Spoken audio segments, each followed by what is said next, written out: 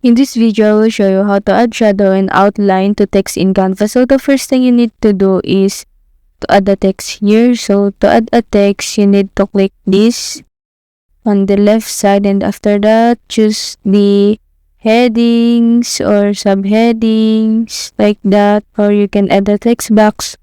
And then I will use this as an example. So click on effects, then click on shadow here, and then you can adjust the effects of the shadow.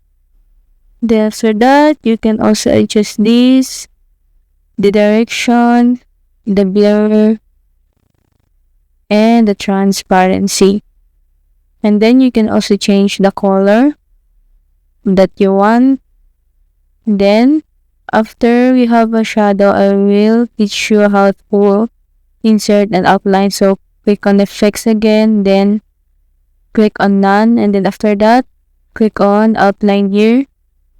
And then you can see, you can edit the thickness of the outline.